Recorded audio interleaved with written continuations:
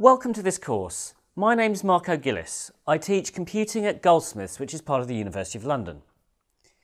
This course is about computer science. The simplest definition of computer science is that it's the science of computers. Some people would argue with that definition, saying that we need something a bit more sophisticated. But for the purpose of this course, I think it's actually a very good definition. Science is about understanding things. Just as biology helps us understand living things better, and social sciences help us understand society, computer science can help us understand computers better. But you might also just be interested in understanding computers because you use them in your daily life, as so many of us do. I know for certain that you're using a computer right now to watch this video. Even if you're using a phone or a tablet instead of a laptop, these devices are still, in essence, computers. While they look different and have different user interfaces, deep down inside they all work the same. This course will help you understand computers better. But it isn't a how-to manual for a particular piece of software. There are plenty of those. Instead, it will introduce you to some of the ideas that computer scientists use on a daily basis to think about and understand computers. But it's not an entirely theoretical course either. We'll be applying these ideas to exactly the kinds of practical problems that computer users come up against every day. It's just that these ideas don't just apply to the problems and software we'll talk about in this course. They can apply to almost anything you do with a computer. So I'm really looking forward to guiding you through your first steps in computer science. Let's get started.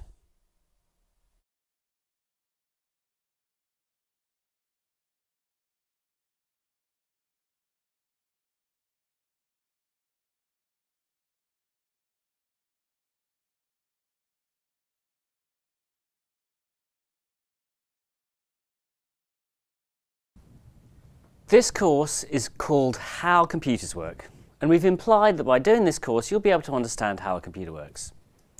That was a lie. You won't understand how a computer works because nobody understands how a computer works. In this lecture I'm going to talk about why you can't understand how a computer works and what you can understand. So let's start with a web page like the one you're watching this video on. A web page, certainly a modern web page with media, is a very complex bit of software.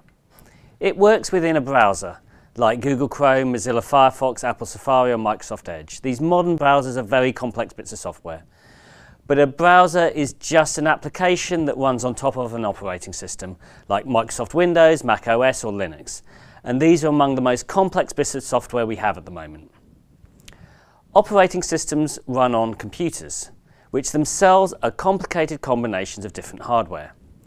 But the essence of them is that there are a bunch of mathematical operations that happen on the CPU, the central processing unit or the main microchip that runs your computer. Within that microchip, all these operations are actually due to crazy quantum stuff that is happening in the semiconductors that these chips are made of. So how can we understand a web page, which we started with, in terms of all this crazy quantum stuff? We can't. It's just far too complex. The quantum stuff is hard to understand in itself, but the number of quantum operations that make up a web page is astounding. Computer speed is generally measured in gigahertz. 1 gigahertz is about 1 billion mathematical operations per second. Memory is measured in gigabytes, billions of numbers that can be stored in computer memory. How can one person keep track of all these billions of operations, these billions of numbers? We can't. Nobody is capable of holding that much stuff in their head. That's why we have computers to do it. And that's why no one can really fully understand how a computer works. So what can we do? Do we have to just give up and assume they're like magic? No, but we need our first computer science concept, abstraction. What is abstraction?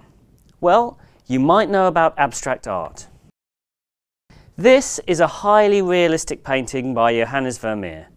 It's trying as hard as possible to represent the world, this particular building, as it really is. It's an amazing technical achievement, but it's definitely not abstract. This is another painting by Piet Mondrian. Now this is very much what we think about as abstract art. It doesn't represent anything at all. We look at it for the beauty of the shapes, not any representation of the world. But although it's clearly abstract, it's not really what I mean by abstraction either. This is more like it. This is a painting by Amedeo Modigliani. It's definitely a picture of a woman, I think most people will recognise that, but it isn't trying to represent her in full realistic detail as she really is. What it's trying to do is take some key features of her appearance and represent them in a simpler form. And what that does is actually emphasise some elements of her personality more than would happen if the image was trying to be really realistic. What we have here is what I call an abstraction of a person. So abstract pictures draw attention to key features of what they're representing without confusing us or distracting us with a lot of detail. And that's why they're used a lot in engineering drawings. You might not want a realistic picture of a whole engine when you're learning about how it works. It's too confusing, there's too much stuff going on. It can be hard to understand. Instead, often a simplified diagram does exactly what you want. You can really pick out the important features of what's going on in the mechanism. In computer science terms, Vermeer is giving you the full billion numbers, everything that is there. Humans are very good at understanding images, so the picture's fine. But if we were talking about a billion numbers on a computer chip instead of an image, it would be way too much for us to understand. On the other hand, Modigliani, with his abstraction, is simplifying it down to some key features so that we can understand what's going on in the picture without having to deal with those whole billion numbers worth of detail. And that's what abstraction in computer science tries to do.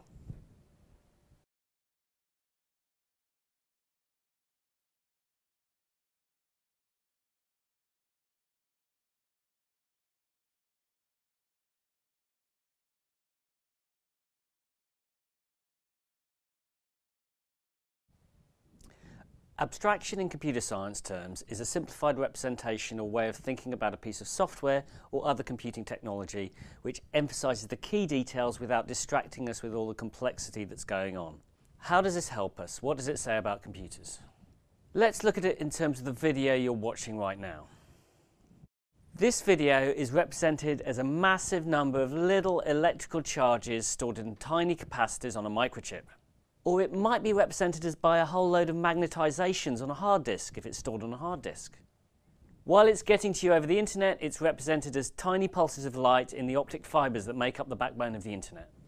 But in your house or office, it might be coming over electromagnetic waves that make up the Wi-Fi signal. So this single video can be actually represented by lots and lots and lots of different physical things. But it's always the same video. It isn't useful to think about all the detailed physical differences between these media. We need a way of thinking about the video that ignores the differences and pays attention to the similarities that make up the essence of this video. What we need is an abstraction. The most basic abstraction we can use is to represent things as numbers. Almost any data on a computer can be thought of that way, as numbers. And a video can be represented as lots and lots and lots of numbers. A computer picture is made up of a grid of tiny little squares that we call pixels, short for picture elements, and each pixel has a colour. If you cast your mind back to your earliest education, you will remember that you were probably taught that any colour could be made by mixing together 3 paint colours, which we call the primary colours. On computer screens, colours are made up of light, not paint, and the primary colours for light are red, green and blue. We can mix these 3 together to make any colour we want. So we can represent a colour by 3 numbers: how much red there is, how much green and how much blue. So we can use our first abstraction to build our second abstraction, which is pixels and colours. And this is a much easier abstraction to think about. It starts to look like a picture, but it's still quite complex. So we can go simpler. This grid of pixels makes a picture. And a video is a whole load of pictures, a sequence of pictures one after another. That's our third abstraction. So now we have several abstractions, each one simpler and more abstract than the last. We call these the layers of abstraction. Something simpler to understand is built in terms of the complexities that are going on underneath it. Each abstraction is useful for different things. If you were designing special effects or image filters for video, you would probably need to think directly about pixels. If you were designing network protocols to transmit images and video, then you would need to think about the numbers and maybe even the light pulses in the optic fibers. But if all you're doing is playing video, then thinking about it in terms of that sequence of images is enough. Abstraction is key to how we understand computers. In fact, everything I will describe in this course is an abstraction. That means that as you learn more, you'll find that almost everything is more complex than how I describe it. Feel free to find the bits where my abstraction might not be quite right, but also remember that most of the time you don't need that extra complexity. The simple abstract version will be easier to understand, and that will make it more useful.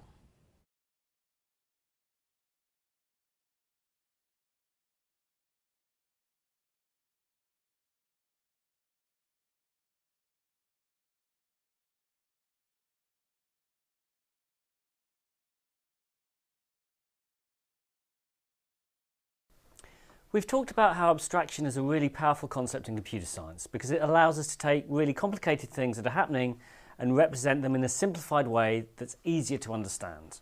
But so far we've talked about abstraction in terms of representation. We've talked about abstraction in art as a way of representing the world in a picture, and we've talked about how we can think of different ways of representing video on a computer in terms of different layers of abstraction. But computers aren't just for representing stuff. Computers do things. That's the real power of a computer. You can do things with a video. You don't just want to store a video, you want to play it. Just as computers can store billions of numbers, they can do billions of calculations. So what's going on in a piece of software is immensely complex, and we need an abstraction to be able to think about that. It's no longer a representational abstraction, it's an abstraction of the actions of a computer, something we call a notional machine. So we can imagine taking this computer, this immensely complicated machine, and think of it as a much simpler machine that does simple things. I'm going to talk about that in terms of a video player and the kind of video you're playing right now. Since all of you are watching a video right now, I imagine that you've all got some kind of abstract notional machine in your head of how a video player works, even if you've never thought about it before. A video player is a very complicated piece of software. It involves transmitting and receiving lots of data over the internet. It has to decode compressed video, process that video, and send it to the graphics card to display on screen. But we don't have to think about all that stuff if we just want to use a video player. What we're going to be able to do is think of it as an abstraction. Earlier, we saw that we can think of a video as an abstraction, which is just a sequence of pictures. We can use that abstraction to think about how a video player works. So the video itself is a stream of pictures, and we can lay those pictures out along a timeline like this. We also have something called a playhead, which identifies the position we're at currently in the video. So we're somewhere along that timeline, and because we're at a certain position, we're showing a certain image in the video. We can move to a new position and show a different image. We can use that simple abstraction to build a slightly more complex abstraction, like playing when we hit play. All we're doing is just automatically moving forward after every image or frame, and then at the end we can pause and stop. So a timeline, a playhead, and playing by moving forward along the timeline is a notional machine of a video player. And I hope it's something that sounds familiar to you from having used a video like the one you're watching now. And this notional machine is something that you can use to easily control the video player. If you didn't catch what I just said, you can just click on your timeline, go back and watch it again. And that should all make sense to you because you know that your position on the line corresponds to a time in the video. So we have a notional machine, a simplified version of how a video player works, which ignores all the weird complexity of what's going on in the software, but captures the very essence of what a video player is doing. This enables you to use it effectively. In the rest of this course, we'll see and create notional machines of many different types of software, which will help us understand and use them better. You'll also learn some building blocks that we can apply to all sorts of different software to create those notional machines.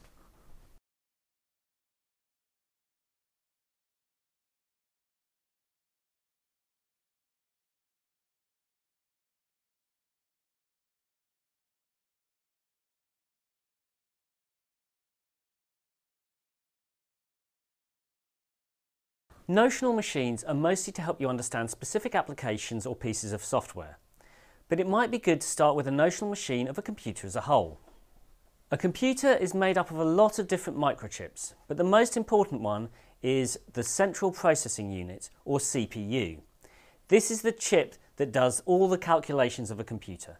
It runs the instructions that make up computer programs, what we call code. More than anything else, it's the core of the computer. There is another set of chips that's also vitally important to what a computer does. They are the memory of the computer, often called random access memory or RAM. The RAM is where the computer stores all the data that it's working on. If you're editing a document, it will be stored in RAM. If you're watching a video, it will pass through RAM before it goes to the screen.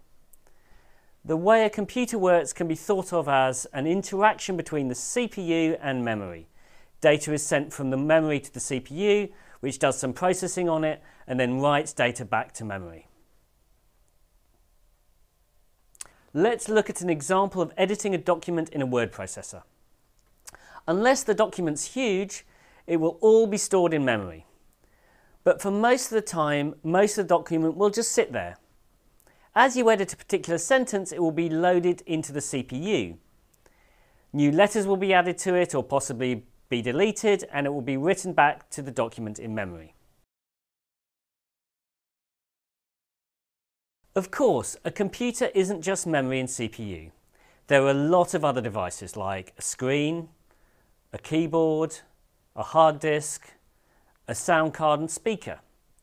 You can't really understand a word processor without understanding how these devices work with CPU and memory.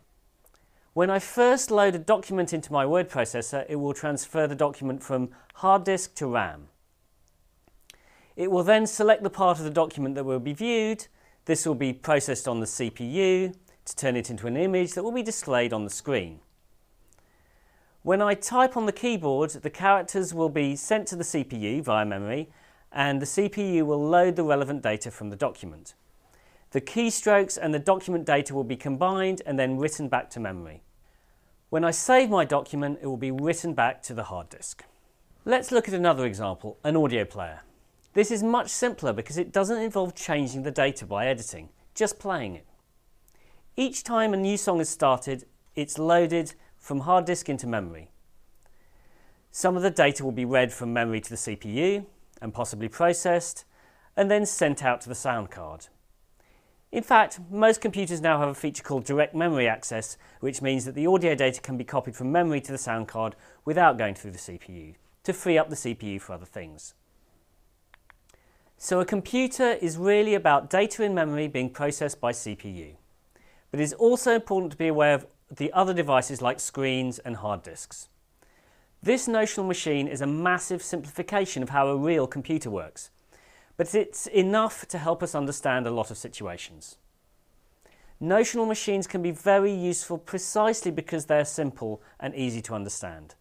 They help you get a grip on complex processes that would otherwise be incomprehensible.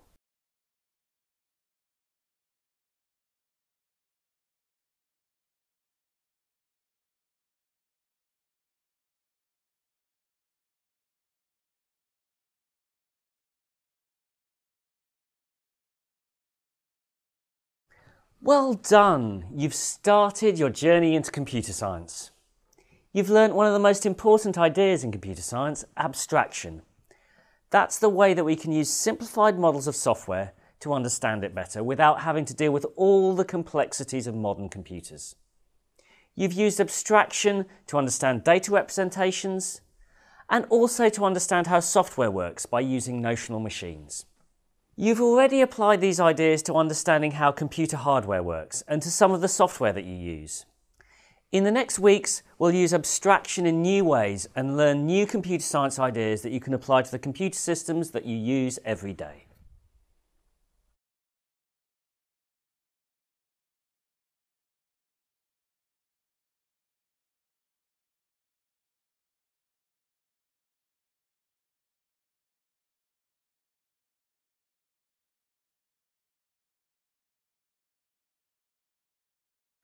I'm now going to reveal to you a deep, dark secret of computer science.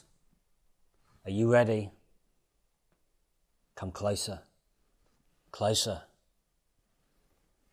If your computer doesn't work and you don't know why, turn it off and turn it on again.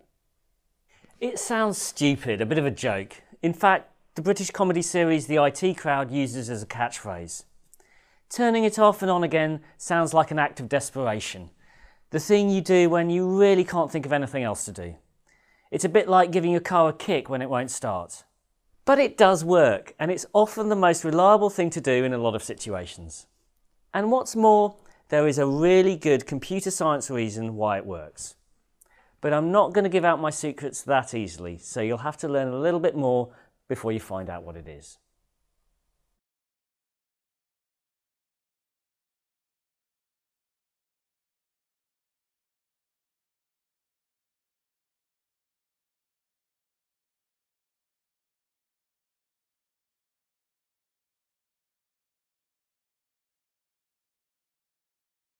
Let's talk about one of the most important types of abstraction, state.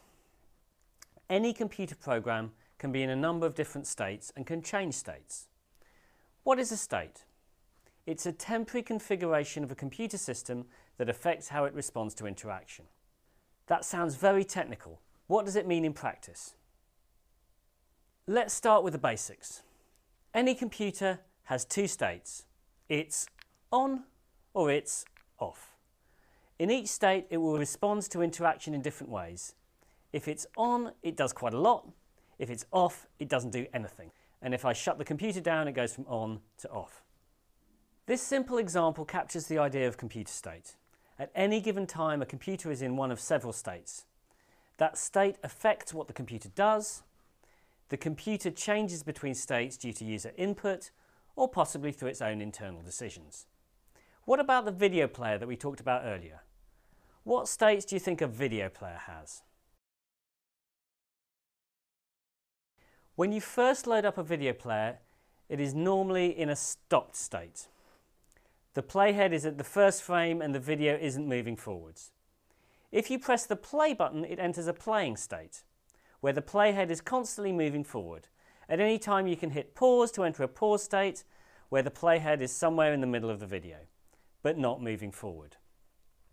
You can always enter the playing state, again by pressing play. When the video reaches the end, it will return to the stopped state. If you get into the details, there are often other states. For example, for online video, the player will actually start in a buffering state, which is where the video is downloading and you have not loaded or buffered enough data to start playing the video, which only enters the playing state when enough data has loaded. What's interesting is that the player is switching between playing and paused when you click a button through user input, but the switch between playing and stopped happens automatically at the end of the video without user input. So states can change because of both internal and external factors. In fact, an online video will often enter a paused state when the internet connection isn't loading content fast enough to play. So the switch from playing to paused can happen through either internal or external events. States can also apply to smaller parts of a program, like the cursor in a word processor. When I first load up a document in the word processor on my tablet, there's no cursor. I can scroll through and read the document, but not write anything, which is good because I mostly use my tablet for reading. To write anything, I have to type somewhere in the text and a cursor appears, so I can start typing. But if I hold down my finger on a word, something else happens. The word gets selected and the small cursor turns into a broad blue selection bar. So the cursor has three states: absent, typing, and selection. Each of these will change the behavior of the program. If I type an X in the absent state, nothing happens. In the typing state, then an X will appear at the position of the cursor. But if I've selected my whole document, it might all get instantly deleted and replaced by a single X. So it's very important to know what state you're in. This is one of many different examples of states in a complex piece of software like a word processor. There are different states for when a document is loaded or when there's no document. Current formatting is a state, because the text will look different if you are typing in the heading state from the normal text state. A lot of understanding how software works is understanding which states it has and what effect they have. A common problem when working with software is that it suddenly stops working as you expect it to, and it starts doing something strange or not responding. That is often because the software is in some different state that you don't expect. It could be that you didn't realise your entire document was selected, so you'd be pretty shocked when it all disappears when you type a letter. Another example is email software. We open up our email app on our phone and expect it to be in a state where we can read and write new emails. But the new email isn't necessarily there yet. The software will probably be in an old state where all it has available are the emails you downloaded last time. It will then enter a fetch new mail state in which it tries to download any new emails. This might happen behind the scenes and you won't notice it if you have a good internet connection because your email will appear quickly. But if your internet connection is very slow or fetching mail fails, something might go wrong. The email program might not display mail that you know should be there, or it might only show some of the new mail. It might be unresponsive. It might even freeze. One of the biggest problems with internet connected applications is that they can get stuck in states if the internet connection fails. This kind of failure can be unpredictable. For example, if the download fails straight away, the software might be able to handle it okay and just give you a message saying that download failed.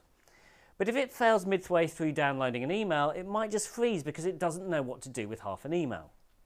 Understanding what states your software can be in and what state it is in at the moment can really help you understand what it is doing and to get over confusing problems.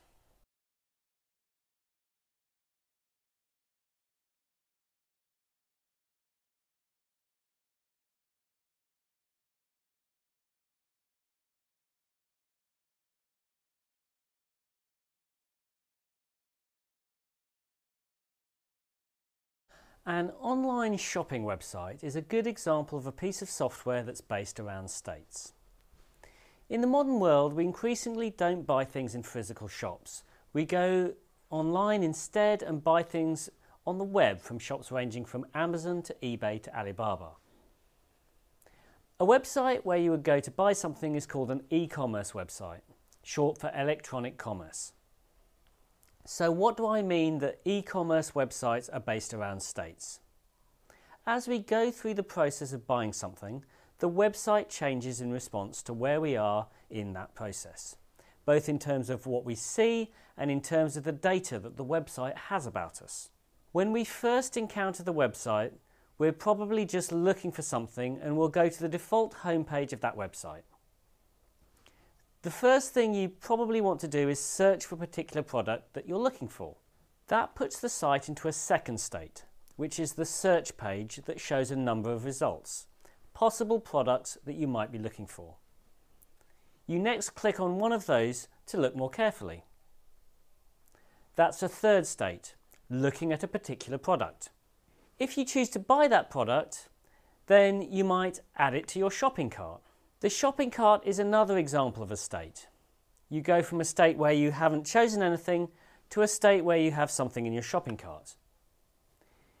You will be ready to buy the product, but you haven't bought it yet. It's just sitting there in your shopping cart.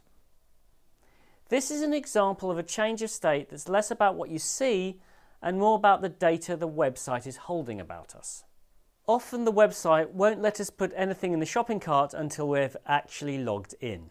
That's another example of a state, whether you're logged into the site or not. When you click Add Shopping Cart, a message might come up first saying, please log in. Once you've completed the login, you'll be in the logged in state, and also the state where you have something in your shopping cart.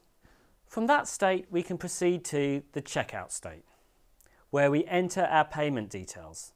The process of checking out itself typically has a number of states, like entering a delivery address, entering your credit card details, and the delivery method.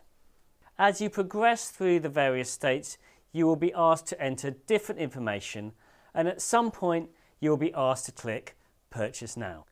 When that happens, you're almost at the final state, but there's one last step before you're allowed to reach that. The step needed to get to the final state isn't done by you, the user. Instead, the website will go and check your payment card has been accepted. It will contact your card provider So the move to the next state depends on a transaction somewhere completely different in the world. Only when the payment card check has succeeded does the e-commerce website come back to you and confirm that you're in the final state. You have bought your product. You will either be able to download it if it's a digital product, or you'll be waiting for a very physical, non-computer based state, a parcel turning up at your house. So the process of buying something online goes through a lot of different states of the software, from browsing products to purchasing. In this case, the sequence is fixed. You do one after the other, although you can sometimes go back to the previous step. That isn't always the case with software. You can often move from one state to another in any order. Can you think of a software which has states in a fixed sequence and one in which the states can be in any order?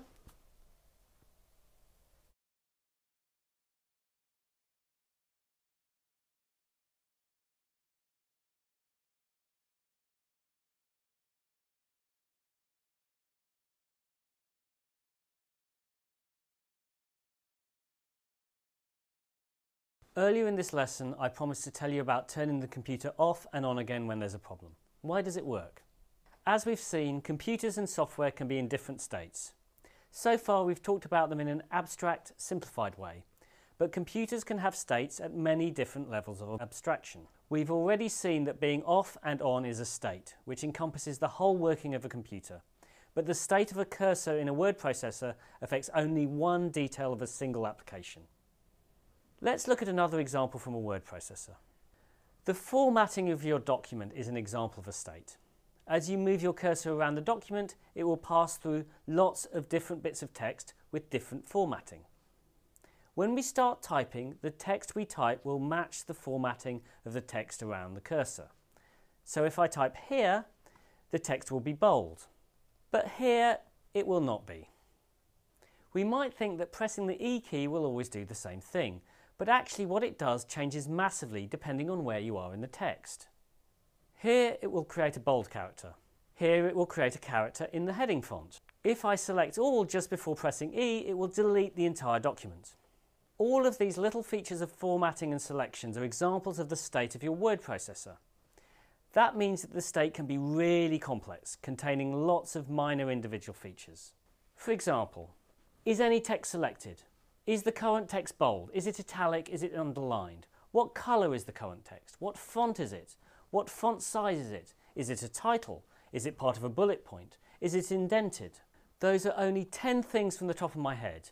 The real state of a word processor is way more complex and contains many more features. At the most detailed level, a state depends on how the computer memory is set up. Your computer memory can store billions of numbers, and you can think of changing any of those numbers as changing the state of the computer.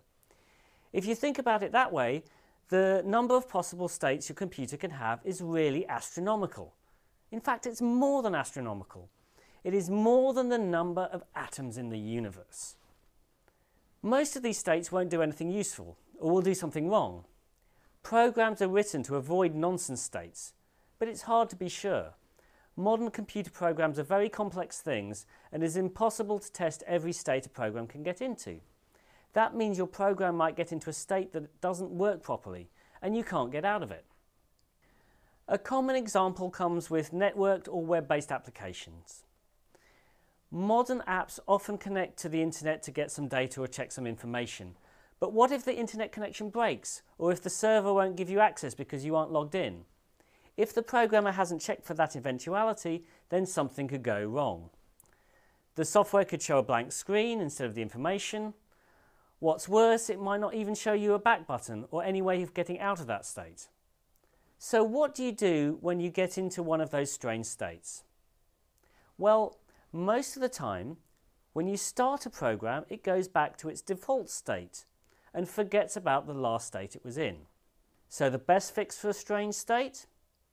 Turn it off and turn it on again.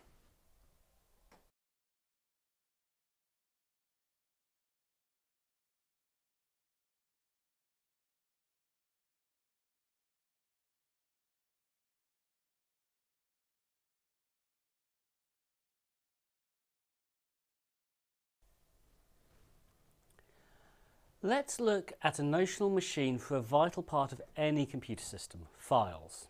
A file is an abstraction of some data.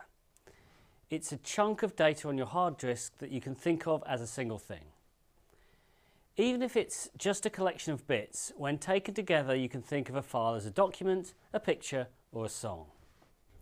Files on the hard disk are just a load of patterns on the disk surfaces, but the operating system presents us with the abstraction of that raw data, which is a set of files sitting in a folder, as we're better able to understand that data if it's presented like that. Files can contain data, words, pixels or audio samples. They also have associated metadata. Metadata is data about data, so it's data about the file. For example, when it was created or who owns the file. The metadata is not part of the file as such, it's stored by the operating system. Metadata is used by an operating system when it's dealing with the file itself rather than its content. For example, if you want to get your recent files, the operating system will need to look at the modification dates. The operating system might also need to know who owns a file before it allows you to open it. If a computer is shared by many people, it will contain files created by all of them. You might not want other people looking at or editing one of your files, and you almost certainly don't want them to delete it. That is why most operating systems have a permission system that prevents you from opening other people's files. That is a very important feature, but it can cause unexpected errors when you try to open a file but don't have permission to use it. One important piece of metadata is whether a file is locked or not. You'll often have many applications running on your computer. But what if two of them try to work on the same file? If they're both just reading the file, that might be fine. But if they both try to change the file at the same time, you might get into problems. Both sets of edits might get saved to the file at the same time, meaning it will get scrambled or corrupted as the edits get written on top of each other. That's why most operating systems have some system of locking files when an application uses them, so that other applications cannot open them. When an application opens a file, it will set the locked metadata, which means that other applications cannot open it. When it closes the file, it unlocks it. One problem that sometimes happens is that an application will crash between opening and closing a file, so the file stays locked and never gets unlocked. That means you can't open the file again. Luckily, restarting your computer normally solves this problem.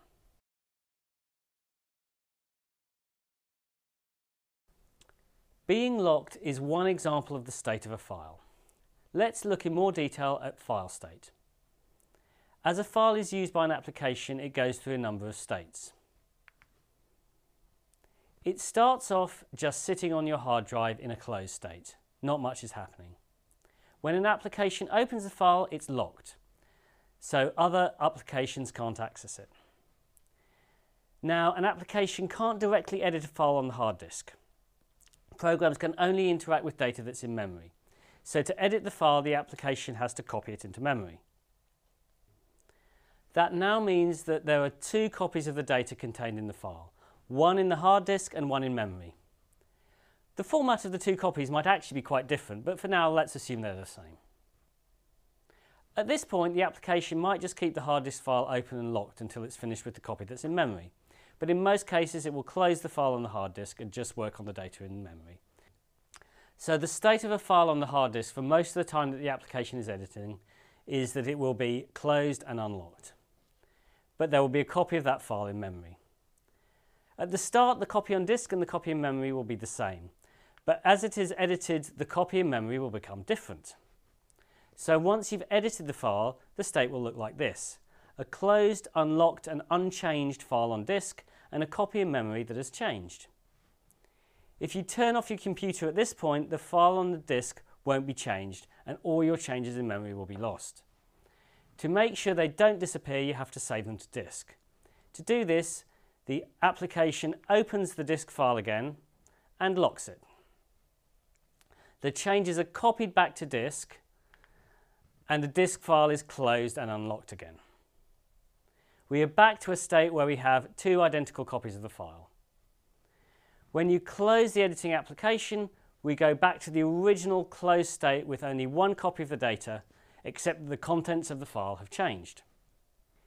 If an application crashes between editing data in memory and saving it to a file, the data gets lost. Luckily, most applications now automatically save backups to disk while you're working, so your data can be recovered. Because the file is not locked, while you're editing, another application could open it and change it at the same time. This might happen if someone else is editing it with a file sharing and syncing service like Dropbox. These changes could be lost when your application saves the copy of the file back to the hard disk. To prevent this, the application will normally check the time of the last modification of the file, which is part of the file's metadata. If this is later than the last time that the application saved the file, it'll know that something is wrong and give you a warning. Knowing more about the metadata and states of files can help you understand how operating systems and applications use them and deal with some of the problems that come up. In the next few videos, you will learn about how applications interact with files.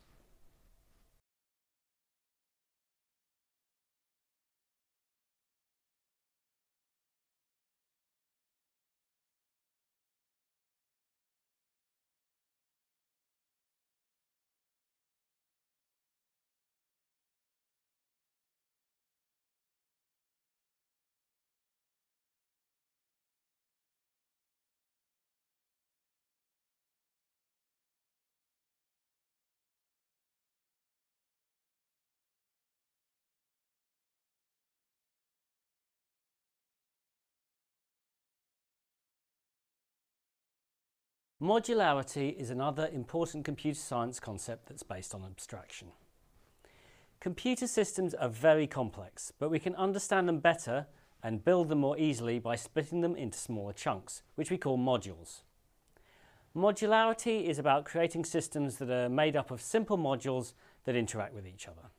We've already seen that this is true of computers. They're made up of lots of components like the CPU, memory, hard disks and displays. But modularity isn't just for hardware. In fact, it's even more important for software.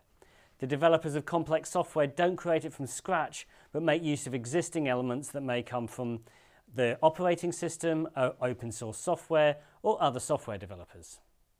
Even the software they develop themselves tends to be split into modules to make it easier to manage. A good example of a module is a hardware driver.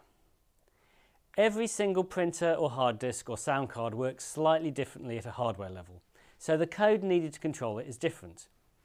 If software developers had to write their own code for controlling every single printer or sound card on the market, it would be a nightmare.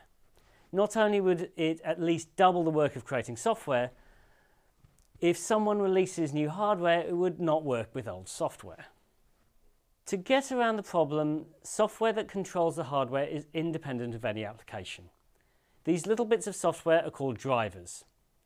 They're generally written by hardware vendors. They're added to your operating system when you install the hardware and allow every different bit of hardware to interact with your applications in the same way. Drivers make all hardware look the same to the software, just like the steering wheels and pedals on all cars work more or less the same way, even if the engines that those steering wheels and pedals are connected to are very different. Application developers only need to write one bit of code to interact with the drivers, and the hardware developers only have to write one driver. And as long as they're consistent, every application can interact with every bit of hardware. Modularity is really helpful if you're developing software, but it's also useful if you want to understand software. Knowing the modules that make up a piece of software is a key part of developing a good notional machine. So learning about the different components will help you understand software better.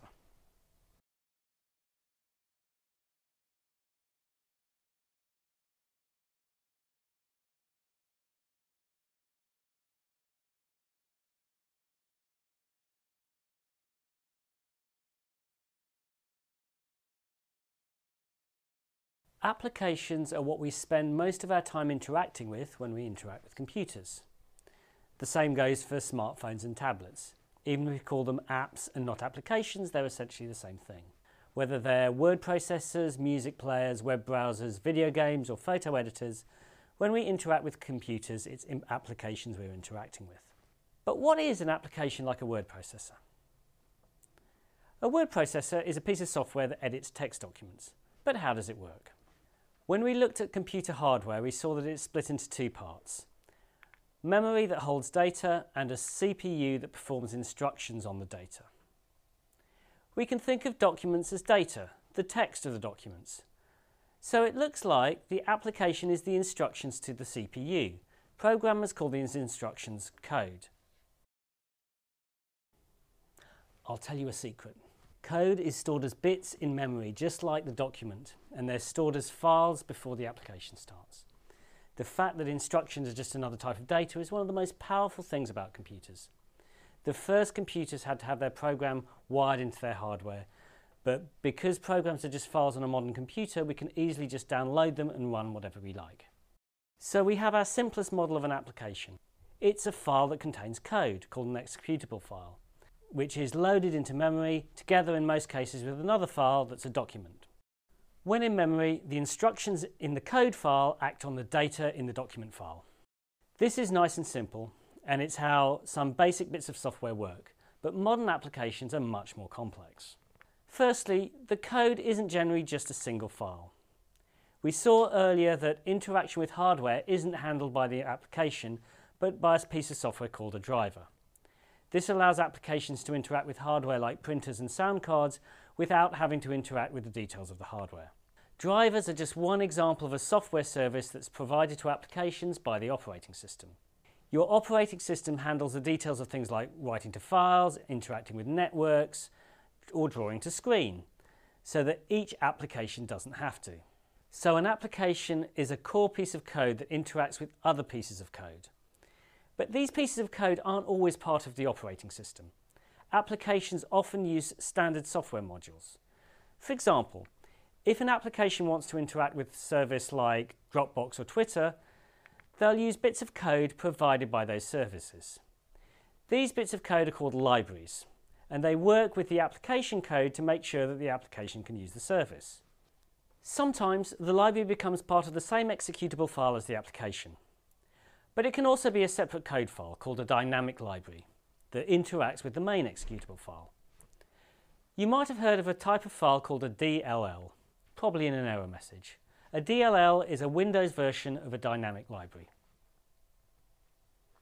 Another example of a library is a user interface library. The code to display buttons, menus, and other interface items is normally part of a library, not the main application code. That saves the application writers a lot of time and makes it easy to provide a consistent interface across many different applications. This is why you see the same types of buttons and other widgets across different applications. They're all using the same user interface library.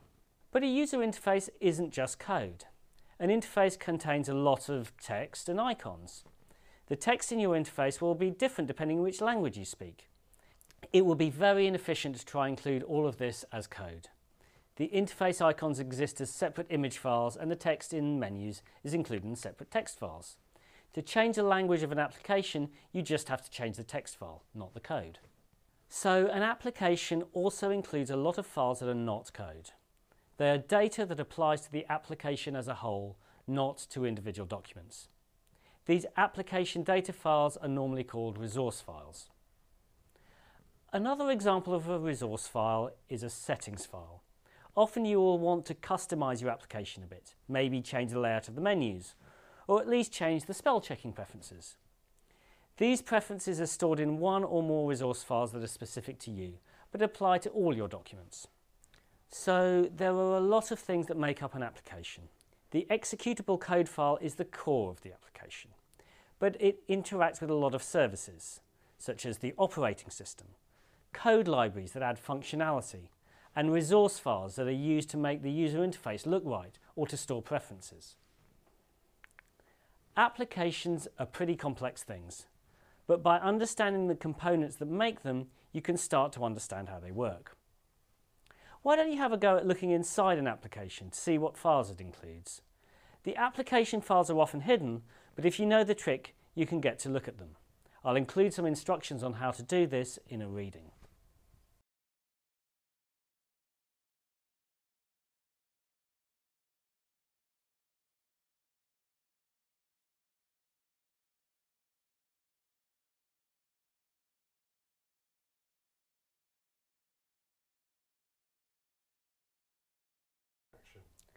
Now I want to teach you about one of the most important skills a computer scientist has, and one that can help everyone: debugging.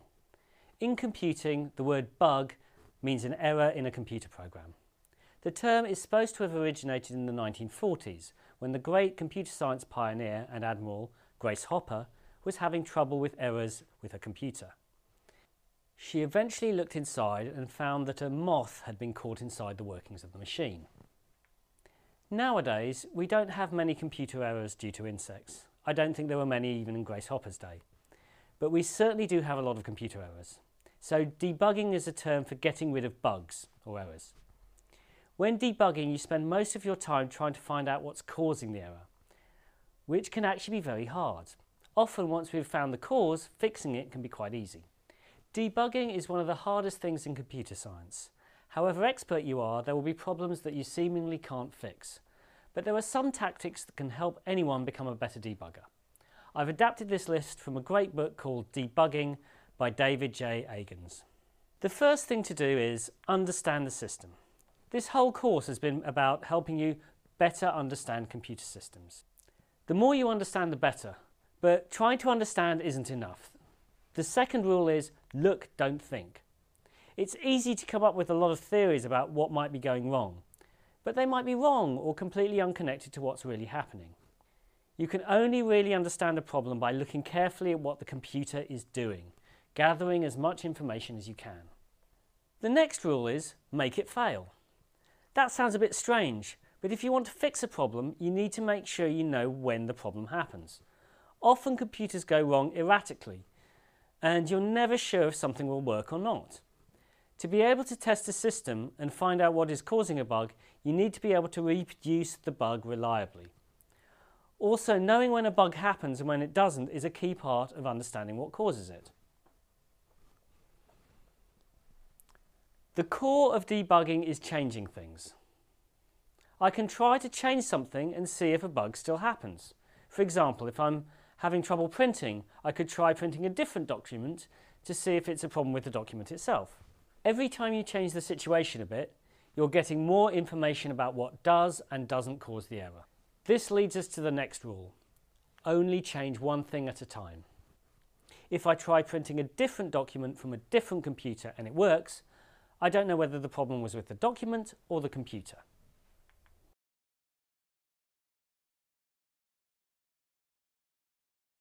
Let's go through an example of debugging a problem with printing. I open a document in my word processor and try to print it, but nothing happens. First, let's understand the system. For printing, there are a number of bits of software and hardware involved. There's the word processing application I'm printing from. There are also print drivers, bits of software on my computer that communicate with the printer. There's the physical connection to the printer, which might be a direct wire or a wireless network connection. And then there's the printer itself. None of this tells us what's wrong, but knowing what makes up the system can guide us to the kind of things we can be checking. Next, look for more information. Are there any error messages? Is your word processor giving you any sign of what's wrong? Most operating systems have a print manager software. Try opening that up to see if there are any error messages or anything obviously wrong there. Look at the printer itself. Does it show an error message? If you're lucky, there will be an error message and it will explain in enough detail for you to solve the problem. But often there won't be a message, or the message won't make much sense to you. You can try searching the internet for the particular message and you'll often get help that way. If none of that works, it's time to start properly debugging. That means changing one thing at a time to see whether it makes a difference. Here's a sequence of things I might try. First, I'd try printing a different document from your word processor. If that works, it's a sign that the problem is with the original document. If that doesn't work, try closing your word processor and opening it again. As I've said before, that sounds stupid, but it often works. If it works, it means that the problem was probably some temporary state in the word processor.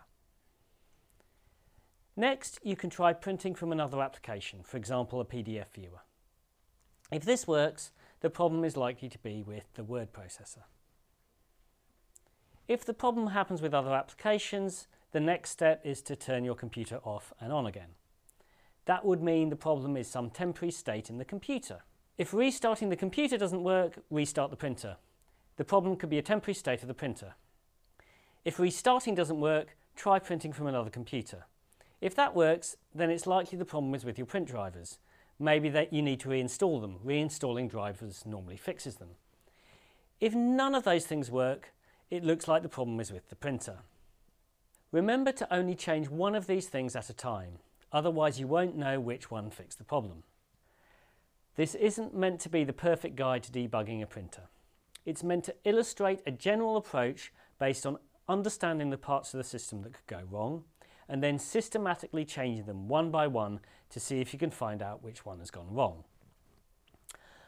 I'll add one more rule from David Agan. Check the plug. You could spend hours trying to figure out what's wrong with your print drivers, only to find out your printer isn't plugged in. And you wouldn't be the first person, including very experienced computer scientists who have ignored something very, very obvious. I've certainly been guilty of that myself. Sometimes something seems so obvious that we don't even think we can make mistakes like not plugging a printer in. But everyone makes silly mistakes, so it's nothing to be ashamed of, but it is something to check for. Debugging is one of the most important skills of a computer scientist, and it can take years to learn, but these simple rules can help you get better quickly, and will help you get better at dealing with everyday computer problems, even if your aim isn't to become a computer scientist.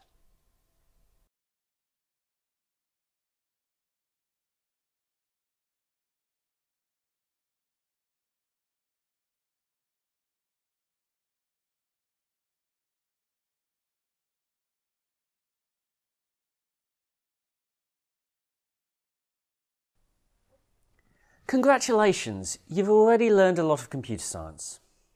You've learned how we use abstraction to understand complex computer systems. You've learned how software has states that affect its behaviour and how it's split into components called modules. And using a quiz, you've tested yourselves on one of the most important skills of a computer scientist, debugging.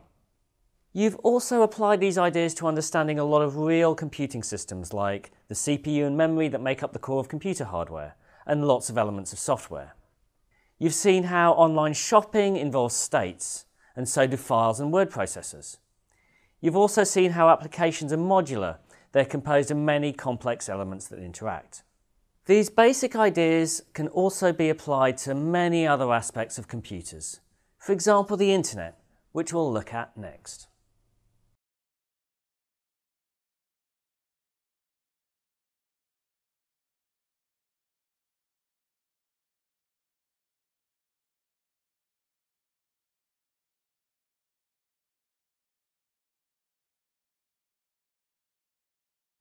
Today, a vital aspect of computers, tablets and phones is that they are connected to each other. Computers can communicate with each other, and we can communicate via computers because they're connected in a network. A network is a number of computers connected together by links. If you draw them in a diagram like this and then zoom out, it can look a bit like a fishing net, hence the term network.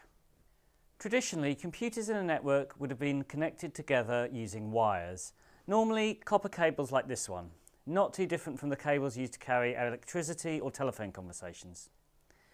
Now, copper wires are increasingly being replaced by optic fibres, where signals are sent using light, which is much faster than sending signals over copper.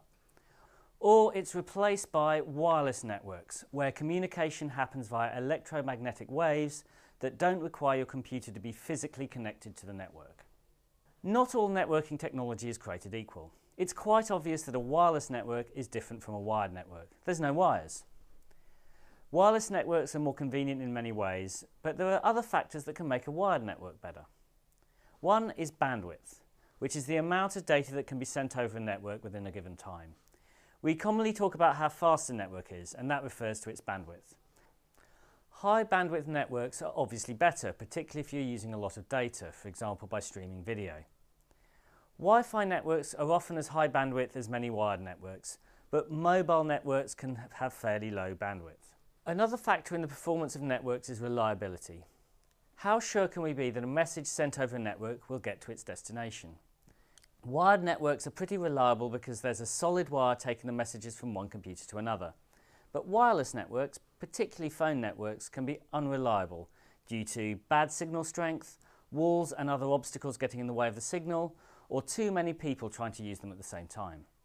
So networks need a physical infrastructure that links computers, either by wires or waves, that lets them send signals to each other. But that isn't enough to enable communication. It isn't enough just to send messages. Computers need to be able to understand the messages that are being sent to them. For that, they need a language to communicate in.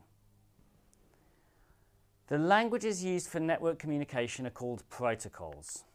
Protocols aren't like human languages. To be understood by computers, they have to follow very strict rules. A protocol defines the rules that say how you communicate, when you send messages and what they contain. If two computers follow the same protocol, they can understand each other. If they don't, the communication will go wrong.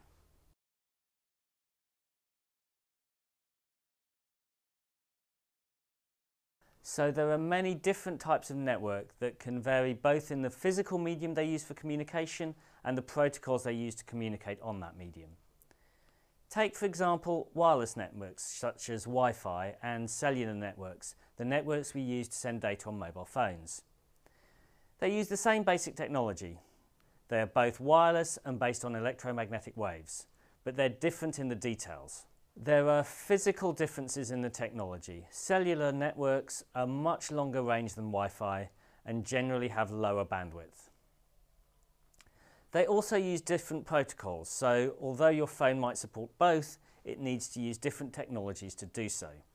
Networks are meant to connect computers, but having different types of network is a major obstacle if computers on one network can't communicate with computers using a different type of network. That is where the internet comes in.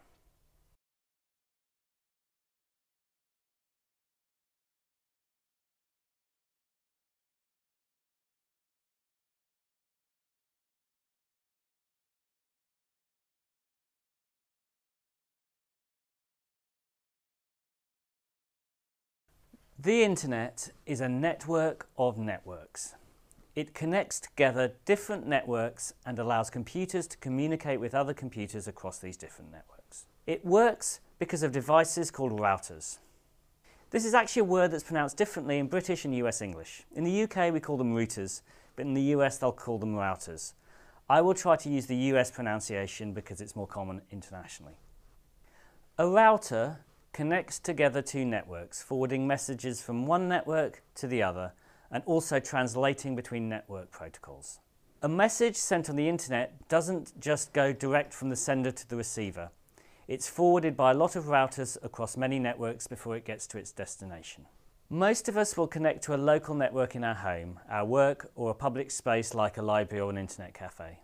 These networks don't generally communicate directly with each other, but connect via big networks called Internet Service Providers or ISPs. These networks can span whole countries and are normally an evolution of the old wired telephone networks. National ISPs are connected to international ISPs, often called the Internet backbone.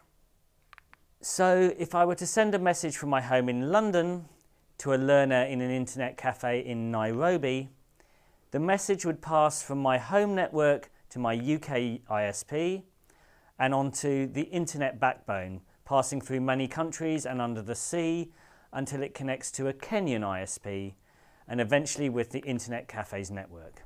In fact, it might be even more complex, and I might send the message via Coursera, which would mean going through its network in California as well. To make all of this work, it isn't enough to have physical routers. We also need a protocol. Up to now, I've talked as if you only ever use one protocol at a time, but in fact, internet communications use a lot of protocols at the same time. I might use the Wi-Fi protocol to communicate across my home network, but I also use another protocol to communicate across the internet. This protocol is called the Internet Protocol, or IP. The internet works because all computers and routers understand the same internet protocol and so can communicate even though they may be on different networks and in different countries. You can think about protocols a bit like envelopes. I have an actual message I want to send, perhaps an email. I put that message into an envelope, which implements a protocol. With physical post, the protocol is that I need to put on a name, an address and a stamp. With those three things, the postal service will deliver my message. With Internet Protocol, I do something similar, putting my message into a virtual envelope called a packet, which includes an internet address and other information. So my email to Nairobi would include the internet address of the learner. The trouble is that my home network doesn't know how to send things to Nairobi and uses Wi-Fi protocol, not Internet Protocol. So what happens is I put my IP message into another packet that uses Wi-Fi protocol and includes the address of my home router. The message is sent to the router where it's taken out of the Wi-Fi envelope, but my router still doesn't know how to send things to Nairobi. All it can do is put my IP packet into another packet, this time using my ISP's protocol. That is how the internet works. There is a message sent using Internet Protocol, but to be carried across actual network, this message needs to be wrapped up in envelopes or packets that use the protocols of each specific network. In fact, it's even more complex than that. The messages that are inside the IP envelope will often have their own protocols depending on the application they use. For example, email messages use the SendMail protocol and web pages use the HTTP protocol.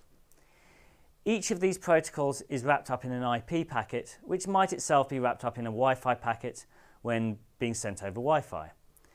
There's even other protocols that I won't go into here, like TCP, which means that a typical message traveling around the internet might use 4 or 5 protocols wrapped up in other protocols.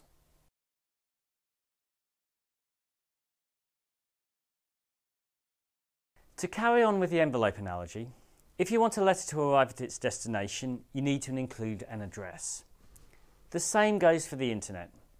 Every computer on the internet has what is called an IP address. Knowing the IP address of a computer is what allows routers to know how to reach any other computer on the internet. But hang on a sec, you might be thinking, doesn't an internet address look more like this? That is a more user-friendly type of address that we're used to. It's called a URL, or Uniform Resource Locator. URLs make it easy for humans to remember and type in internet addresses. But they're more complex for routers to use. This middle part of a URL is called a domain name, and it tells you the name of the server where the website is stored on. This domain name is converted to an IP address using an internet service called the Domain Name Service, or DNS. There's one last thing I have to mention before we finish this lesson on networks. Up to now I've been talking as if I send messages from my computer to another person's computer, but it generally doesn't work that way. When I send an email, it first goes to an email server. This is a big computer somewhere on the internet that handles a lot of people's emails. If I'm using my company email, the server might belong to my company. But if I'm using a public email service like Gmail, the server would belong to Google or whoever runs the service. Similarly, my email server would send a message to the email server that my receiver of my message uses. It uses the second part of the email address of the receiver, the part after the @ sign, to work out which server it should send the message to. When I receive emails on my phone, it first has to contact the email server to download the new email that it's received for me. So most of the time we're communicating with servers. The same goes for websites. I get a person's web page from a web server, not from an individual's computer. This has been a flying tour of how the internet works. The internet is a global network made by connecting together different networks. It allows computers and people to communicate across the world and is one of the most important innovations of our lifetime. I'm sure you use the internet almost every day, like most computer and smartphone users. I hope what you've learnt in this lesson will help you understand it more and also help you be a better internet user.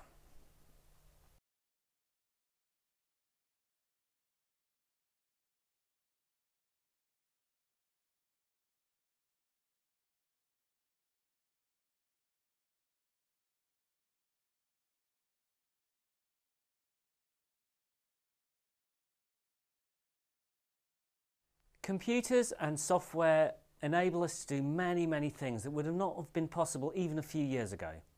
And the internet has allowed us to communicate with and work with people all over the world. These are fantastic opportunities. But there are people who approach this technology with malicious intent. As a result, there are many possible threats to our online security that can impact our privacy, our personal data, and even our bank accounts. Many of these threats come from malicious software. A virus is a piece of software that copies itself from one computer to another without your knowledge, and is normally aimed at damaging your computer in some way. This could mean that it slows it down or interferes in other ways with the working of your operating system. Or it could perform specifically harmful actions like stealing your data or hacking other machines on your network. One example of this is spyware, which records what you do on a computer and sends the information to a third party. That can include recording what you type on your keyboard as a way of getting your password. Malicious software can also take the form of a Trojan horse, which appears to be legitimate software but performs harmful actions in secret. Malicious software is just one type of security threat. Another is that criminals can try and hack computer systems. That means getting access to a system that they would not normally have access to so they can steal data. Hackers normally do this to web servers or other internet servers that can contain lots of data, rather than hacking anyone's individual computer. One way hackers do this is through a phishing attack. This is where people are fooled into giving away important data like passwords or bank details. This normally happens through a plausible looking email or website that looks like it's from your bank or similar site, but is actually controlled by criminals. All of these are risks that mean you have to be very careful about your security online.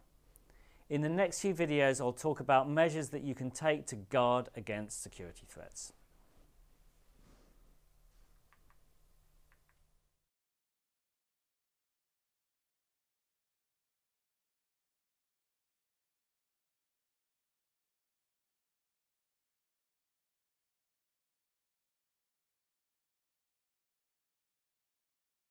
As we said earlier, the way the internet works is that any message you send is forwarded via a number of routers between your computer and the message's destination. This is what allows the internet to span the globe and allows people to easily add new networks and computers to it. But it does have one big drawback. Any message you send will be passed through many computers that you don't control or even know about. And any of those computers could read your message and reveal its contents to people you don't want to know about it.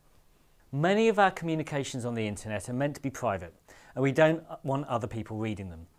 This could be personal emails, but it could also be online interactions with our banks, which could enable people to steal our money if they were able to intercept them. So how can we be safe online if other computers can read our messages? The answer is encryption. Encryption means sending messages in code so they can only be read by the person who's supposed to receive them. That means we send the message in a special language or code that can't be read unless you know the code.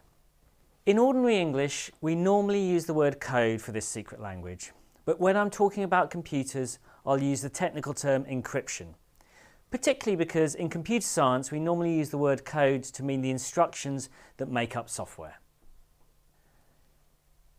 Encryption isn't new. The Roman Emperor Julius Caesar would send secret messages in a special code. He'd take each letter of the message and replace it with the letter 3 places along in the alphabet.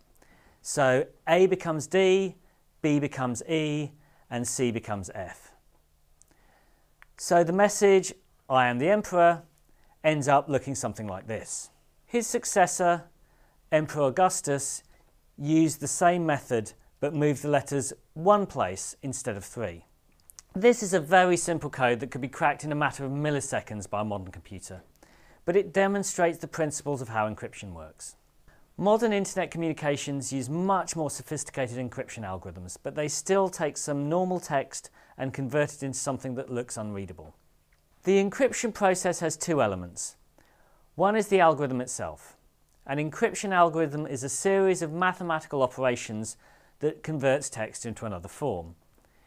In the case of Caesar's code, the algorithm is the idea of shifting letters of the alphabet. The second part is something called a key.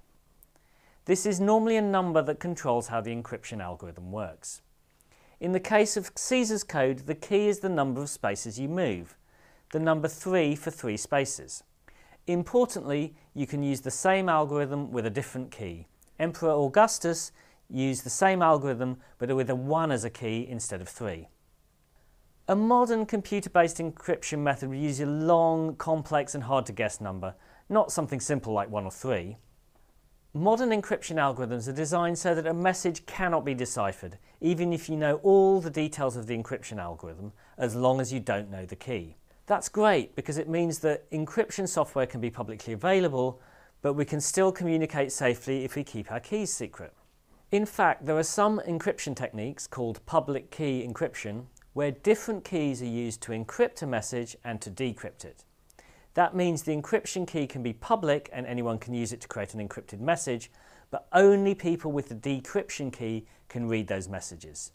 So my bank can give me the public key and I can encrypt my message to the bank and be sure that only my bank can read the message.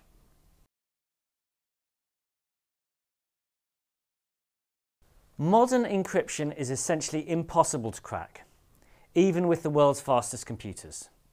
Does that mean we're completely safe? Unfortunately not, because there are many ways of getting around encryption. One method is to try to fool you into using the wrong key. A criminal might try to convince you to use a particular encryption key when sending your password to the bank. This would be a key that the criminal knows but the bank doesn't.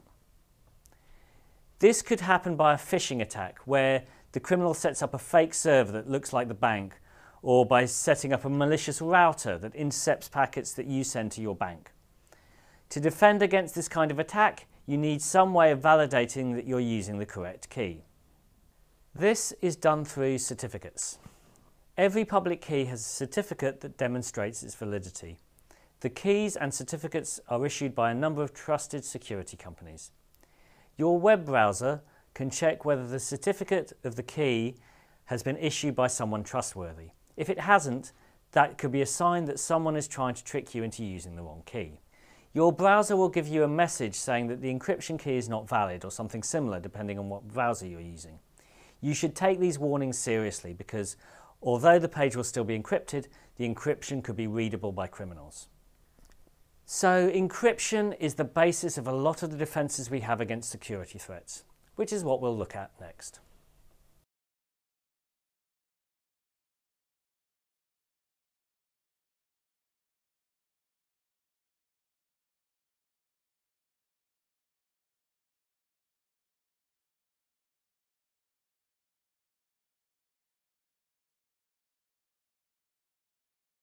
There are as many ways of protecting against security threats as there are types of threat.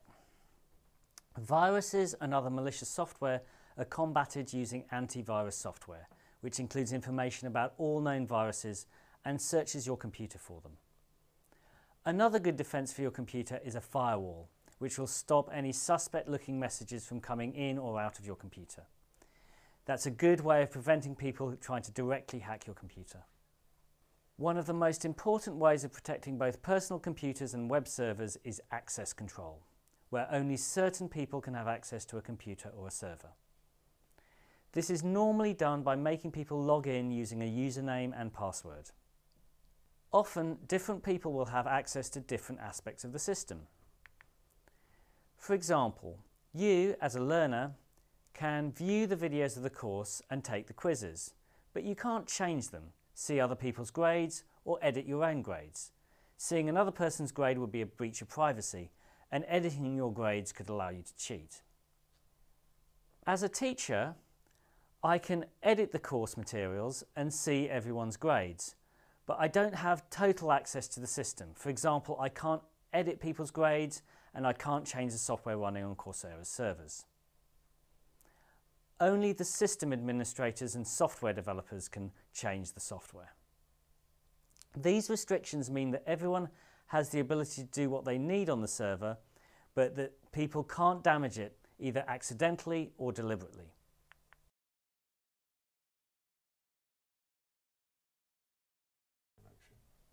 All of these access control methods rely on passwords, which are very important.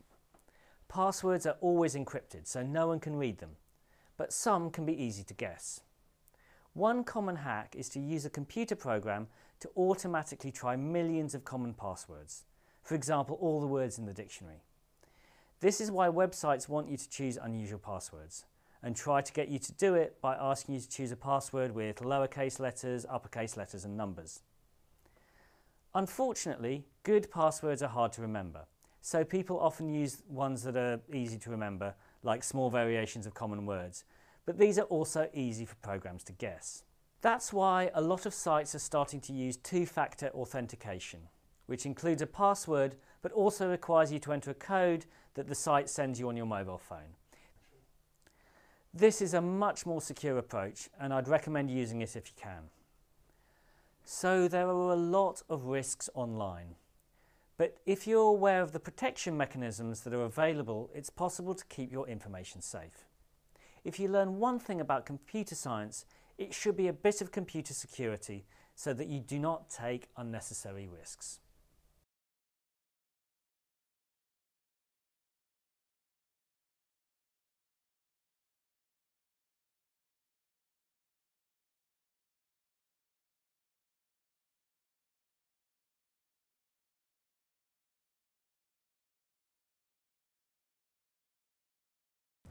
Hello, I'd like to welcome Dr. Sarah Wiseman, who's an expert in human-computer interaction, so how people interact with computers. In this course we've been learning a lot about what happens inside a computer, but in a sense all of that is useless if people can't interact and understand what the computer interface is doing. One of the things we've been learning about is computer security and passwords. Now, you've been doing some research not on passwords, but on passcodes. What's the difference between a password and a passcode? Yeah, thank you for acknowledging that there's a difference between the two of those two things. Well, the difference between the password and the passcode is who sets it and who chooses it. A password is something that you and I work with every day, every time we want to access our email or even unlock our phone. It's something that we have chosen to show that we are who we are. It's something that we and only we should know, and the computer can check to see whether or not we've entered the correct password. A passcode, on the other hand, is something that is given to us. So if we are trying to access something or gain access to a service, for example, the service themselves will decide and design a passcode for you, give it to you, and you will have to enter it. The difference between those two things, and they sound quite similar at first, is how frequently you use them. So a password is something you'll use multiple times a day probably, whereas a passcode is something that's usually a one-time only use. It will be used to prove who you are, and then that will be it. And can you tell us a little bit about the research you've done on passcodes? Yeah, so the useful thing about passcodes is that they can be really helpful when we start to think about the Internet of Things. So more and more often we are coming across everyday objects that can connect to the internet and are accessed by an account. But it's quite hard to log into some of these Internet of Things. So for example, if you had to enter your email address and password into a internet-enabled light bulb, that would be really quite difficult to do. And there are so many of these objects: washing machines, TVs, radios, a whole range of different objects that we need to log into, but that they don't have the interface that we're used to. They don't have that keyboard that we need when we're giving that type of textual information. And so I want to look at how passcodes can be used to enable us to link these Internet of Things objects with a more suitable input device, like a laptop or a mobile phone, for example. And the way that the passcode works in this situation is that a passcode is displayed on one of these devices, maybe on the screen of a TV or on the LCD display of a radio, for example. And that passcode is something that you will then take and you will copy it, enter it into your laptop or your mobile phone, and then you can say, and this belongs to this account. So it's a one-time use thing that allows you to then, from now on, control that Internet of Things device using your laptop and your mobile phone, which are a bit better suited to entering email data than a washing machine. And we're talking a little bit about what makes a good password, or in this case, a good passcode.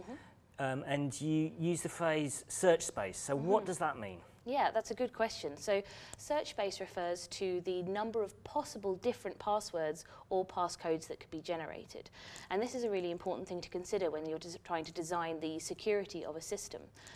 So if you didn't need a system to be that secure, if you didn't think there were that many people using it, for example, you could design a password or a passcode with a very small search space.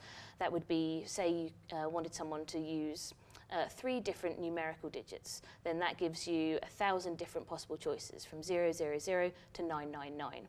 That's quite a small search space, and it means that if someone nefarious wanted to try and get into the system, then they would be quite easily able to brute force their way in and guess these passcodes or passwords.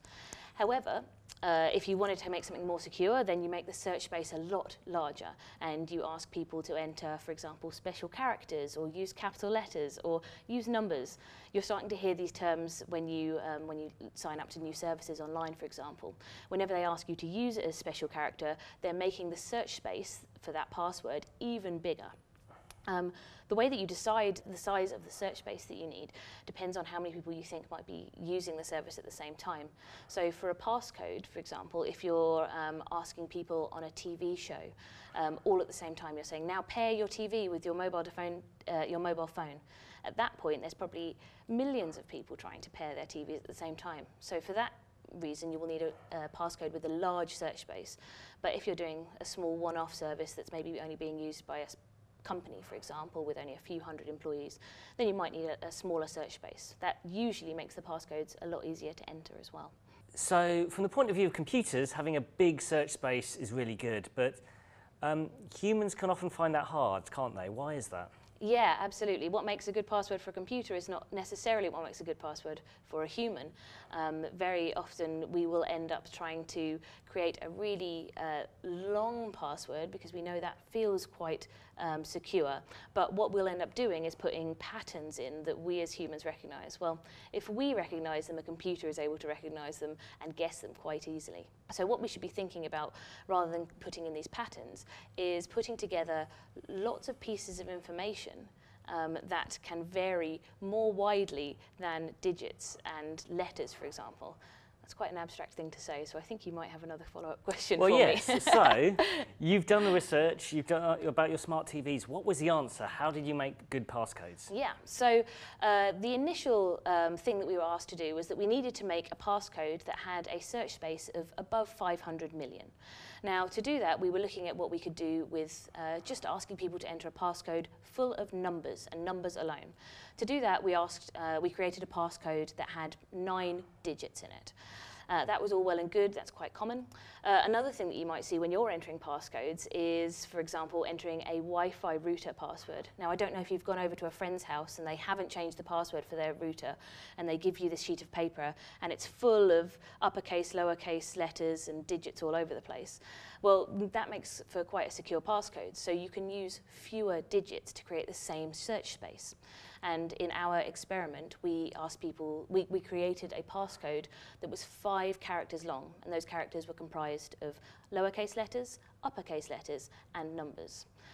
Now, these two things, although they are secure enough, they aren't actually that user-friendly. And one thing we thought was, actually, why are we asking people just to enter nonsense information? Why can't we make it a bit more human-friendly? And so what we did was we decided to design a passcode that was comprised of 3 three-letter long English words, like cat, bee, and dog. Other words are available. They don't all have to be animals. But what that means was that we were still creating this search space of over 500 million, because there are around 1,000 English words that have 3 letters in them. Now, it was just as secure, but it didn't necessarily look it to users because we recognize those words. But it has a number of benefits. One of the benefits is that we recognize these characters, so it's a lot easier for us to copy.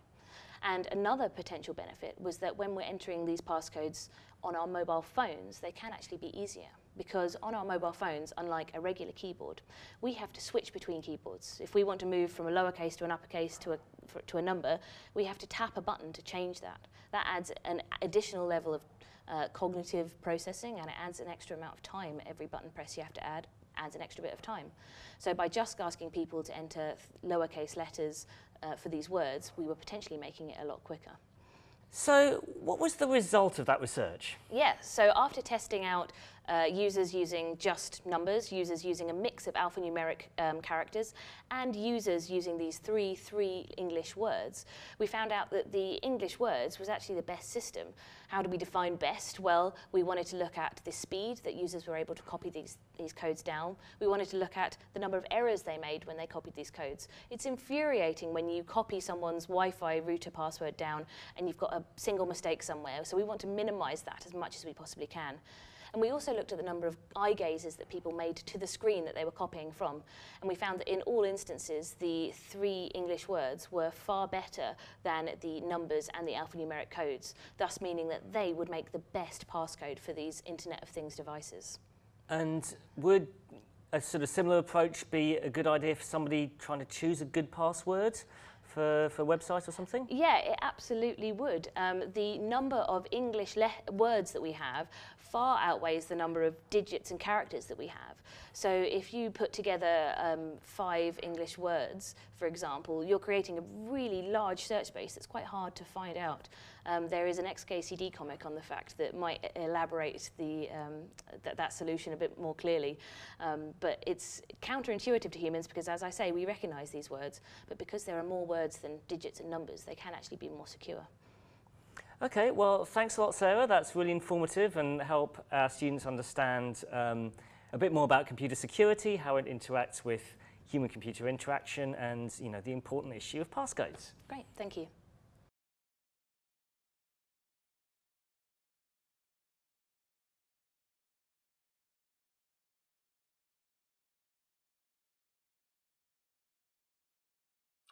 Well done. In this course so far, you've learnt a lot about computer science. You've learnt important computer science ideas like abstraction, state, modularity, networks and security. You've used these ideas to understand many aspects of how computers work, from CPUs and RAM to applications and the internet. These ideas can help you as you use computers, debugging programs when they go wrong and ensuring your interactions with websites are safe and secure. In the final week of this course, you'll use everything you've learnt to help you understand one of the most complex types of software system we use today, the kind of advanced modern website that you're watching this video on right now.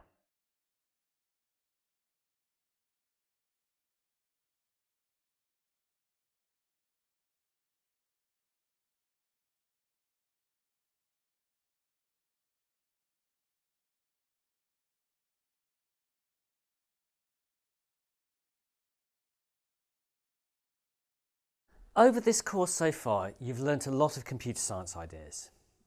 Now let's put them together to understand a complex bit of software, a modern website. Before we go into detail, I should talk about 2 terms that were often confused, the Internet and the World Wide Web. The Internet describes the underlying network that connects computers together across the world.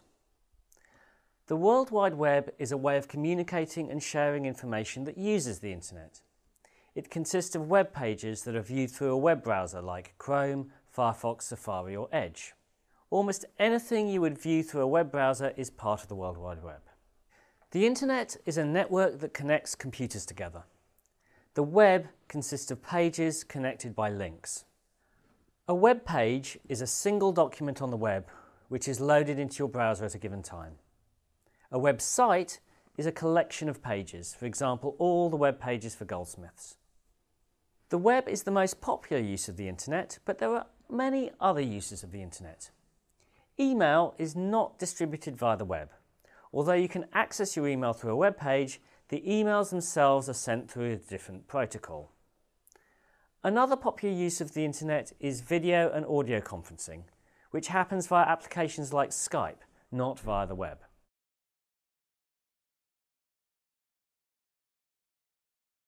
We've talked about web pages, but a modern website is a lot more than a collection of pages.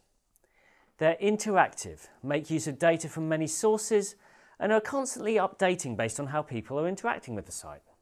Examples include webmail applications like Gmail, social networks like Twitter, and even online courses like this one. Because modern websites are so complex, they're examples of all the computer science concepts we've seen so far. So knowing these concepts will help you understand websites. The next few videos will guide you through the process of applying that learning.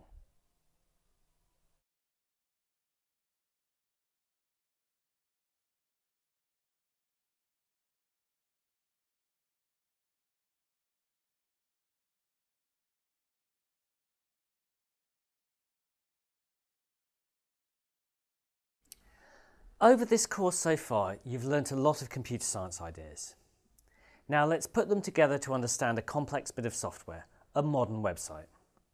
Before we go into detail, I should talk about two terms that are often confused, the Internet and the World Wide Web.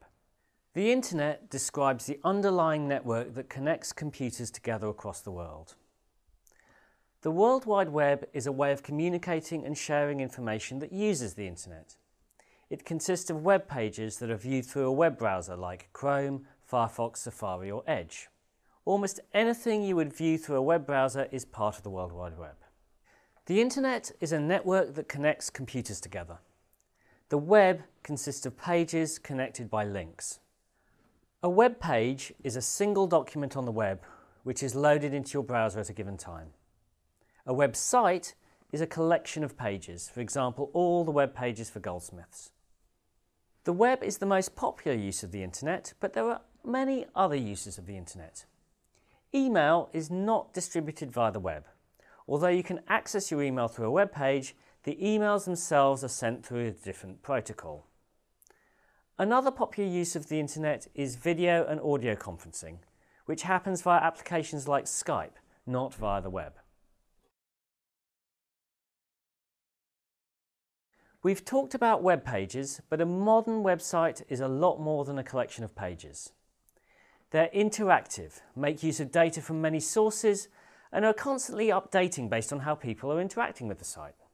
Examples include webmail applications like Gmail, social networks like Twitter, and even online courses like this one.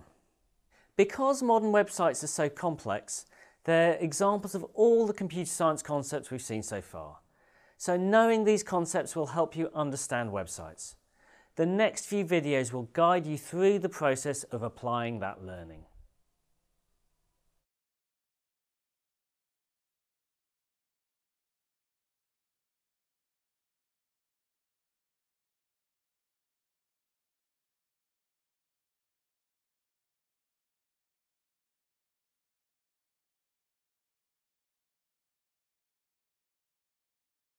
We've learnt a lot of computer science concepts in this course: state, modularity, networks and security.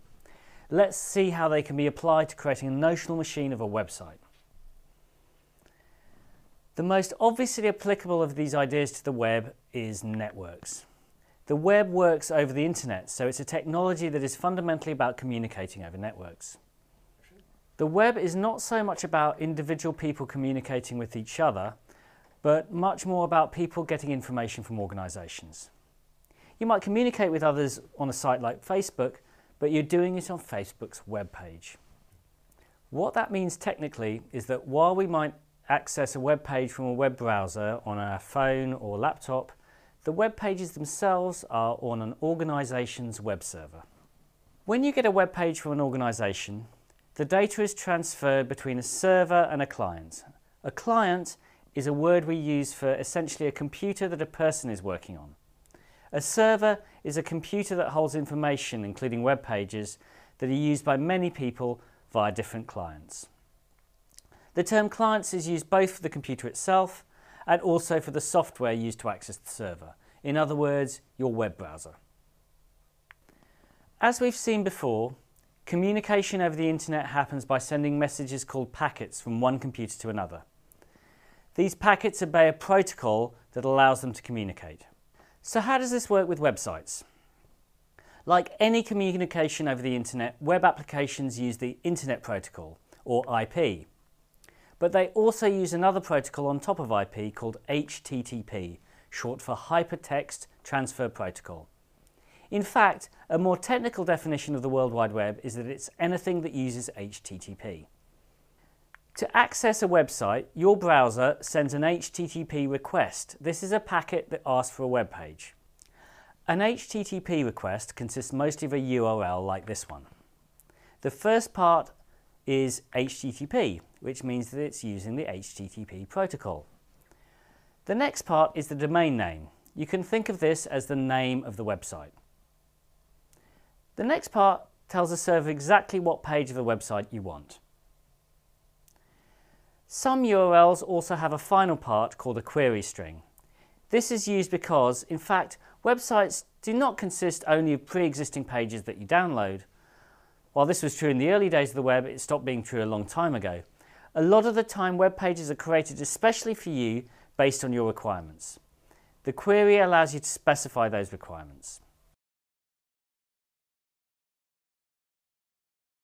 One good example of the use of a query is a web search. When you perform a search, you enter particular words, which are your search terms. These terms become parts of your query and allow the search engine to create a page of results that are specifically designed for your needs. Once the web server gets your query, it will send back the web pages. A web page is generally too big for a single packet, so it will be split up into several packets. In particular, some elements like pictures will be sent separately from the text. That's why, if you've got a slow connection, you often get the text of your page before the images load. So, a modern website is a good example of a networked application. The first part of your notional machine of the web is it works by transferring packets across the internet between clients and servers. The clients send HTTP requests and the servers send back web pages. Now, let's look at how some other computer science ideas apply to the web.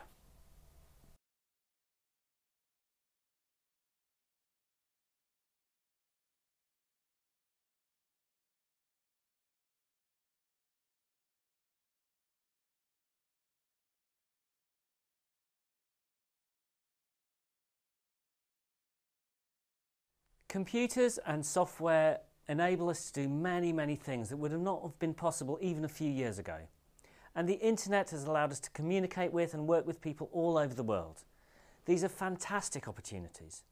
But there are people who approach this technology with malicious intent. As a result, there are many possible threats to our online security that can impact our privacy, our personal data, and even our bank accounts. Many of these threats come from malicious software. A virus is a piece of software that copies itself from one computer to another without your knowledge and is normally aimed at damaging your computer in some way. This could mean that it slows it down or interferes in other ways with the working of your operating system. Or it could perform specifically harmful actions like stealing your data or hacking other machines on your network.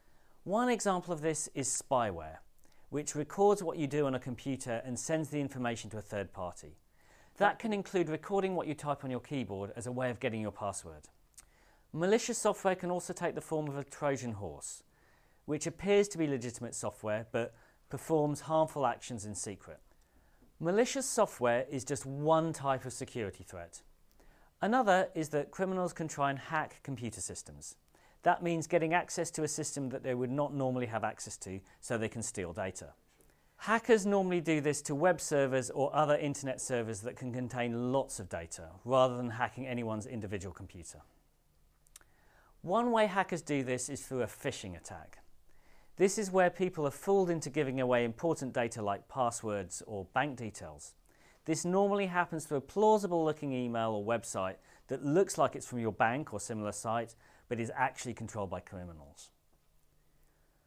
All of these are risks that mean you have to be very careful about your security online.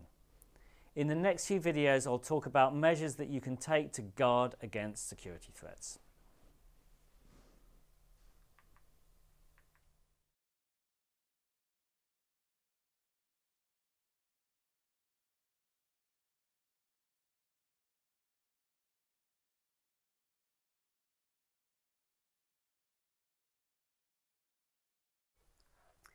As we've already learnt, software has state, a collection of changing configurations that can affect how you interact with it. The same is true of websites. The obvious state of a website is the page you're viewing. On an e-commerce site, the products page is a different state from the about page. The product you're viewing is the current state. We've already seen that an e-commerce site goes through a number of states between you browsing a product and buying it. Sites also track more subtle states. For example, an e-commerce site will often remember which items you've viewed and display them to you somewhere on the page so that you can access them easily. The site doesn't do that entirely for your benefit though. You'll probably receive targeted adverts for that product later in the hope that you'll buy it. Logging in is another obvious example of state. What you can do if you're logged in is very different from what you can do if you're not. Many of the problems we can encounter online are due to a website logging us out without us knowing, which can sometimes happen if we've been away from our computer for a long time. State is everywhere in websites, so the next thing I'm going to say might surprise you. Web servers, where websites are stored, mostly have no state. They always respond to the same request in the same way and don't change based on what you do with them. How's that possible? How can your interaction with websites have so much state if the servers themselves have no state? Some of the state, as we've said, is based on which page you're viewing. As we make requests for new pages, the state of our view of the site changes, even if the site doesn't. But there are also states that change within a single page. The most important way that websites keep track of state is something called cookies. Cookies are small amounts of data that websites store on our computers as we use those sites. They're stored by our browser software on our computer, not on the server. And they're designed to keep track of the state of the websites. Cookies are how websites track whether we're logged in or not, and how they know our browsing history. Many people worry about the privacy implications of cookies. But the worst privacy violations do not use cookies, and most websites would simply not work without them. So your notional machine of a website would need to include some consideration of how it's affected by state. I hope that thinking about state will help you work better with the websites that you use on a daily basis.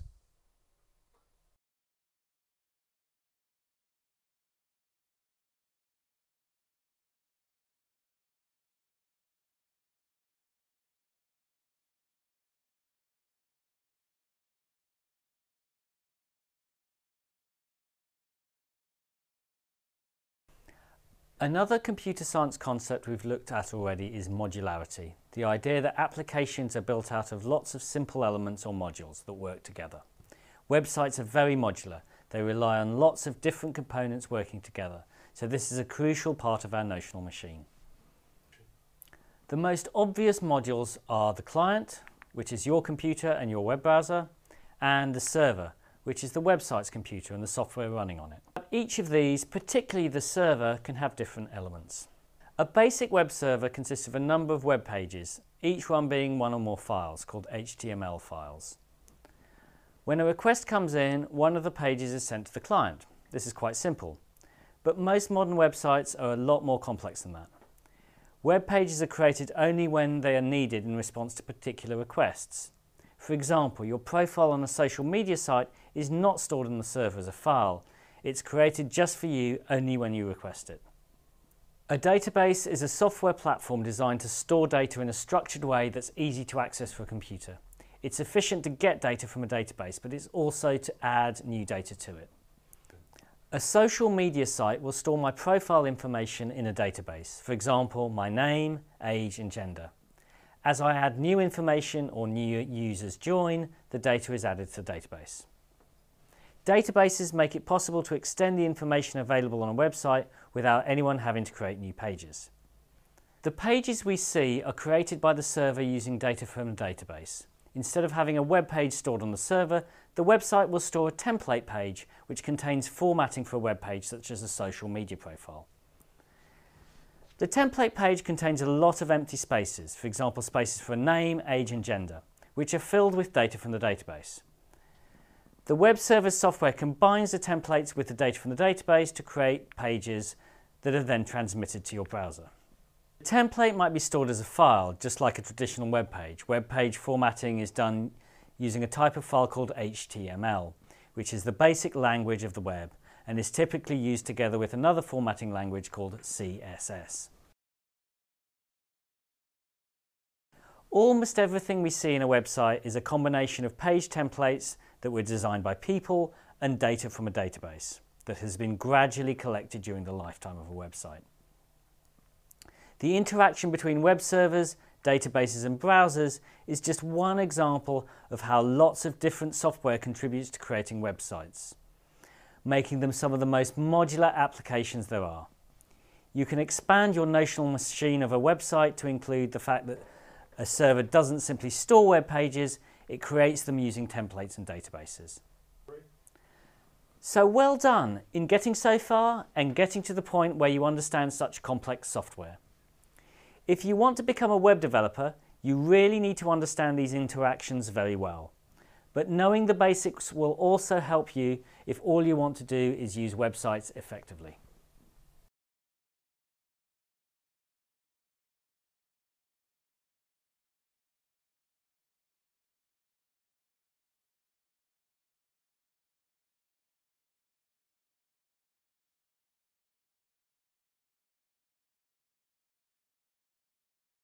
So far, we've talked as if everything on a web page comes from a single website. But this isn't always or even often true.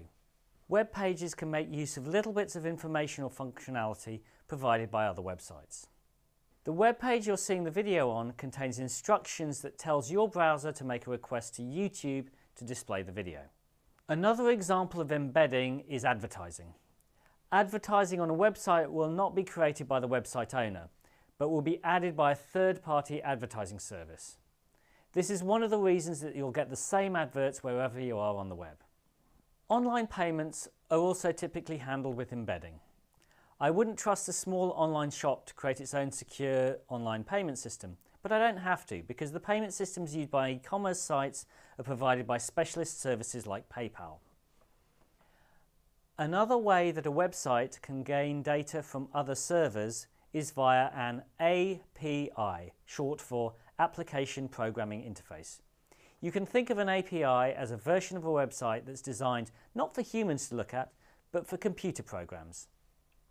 Another web server can access data from an API and combine it with other elements to create a whole new website.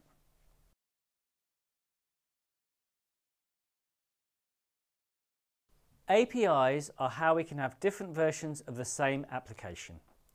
Almost all major online applications, whether they're social networks, online shopping sites or travel booking platforms, are available both as a website and as a mobile app that can be accessed on your phone or tablet. In fact, there will be different versions of the mobile app for Apple, Android or Windows devices. The developers of the application create an API that makes it possible to access the data. This can then be used to display the data in different ways in an app or in a website. Often these versions of the application will be created by the same company, but not always. Part of the popularity of Twitter comes from the fact that other developers were able to create mobile apps using its APIs, many of which were available before Twitter created its own mobile app. So your notional machine of a website is now a bit more complex. It isn't just based on a single web server, but also includes embedded information. Now you know how websites combine information from many different sources, look at the sites that you use most often and see if you can figure out where everything comes from.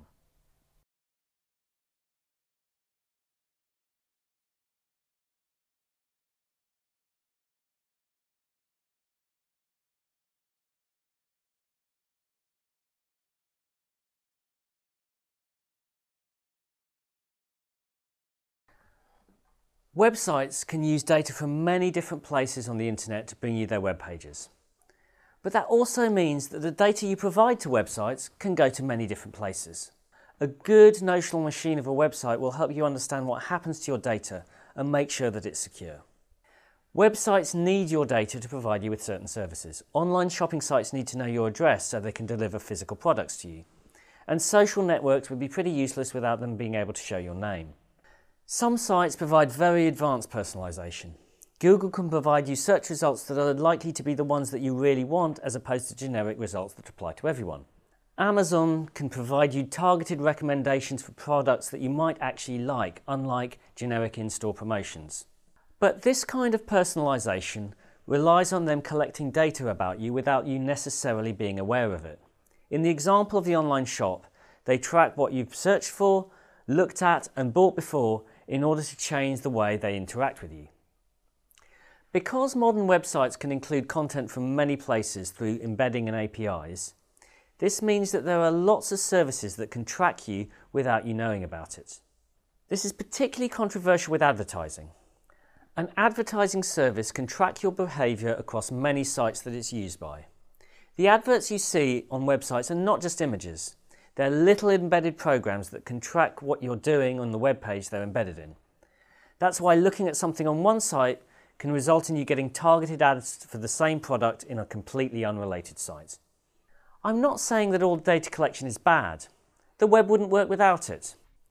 And many websites fund themselves through advertising, so they wouldn't be able to do what they do without it. But it's worth trying to be more aware of all the ways data is collected about you, at least so you can do something about it in cases where you don't want your data collected. For example, you could use private mode in your browser. Knowing more about how websites work will help you do that.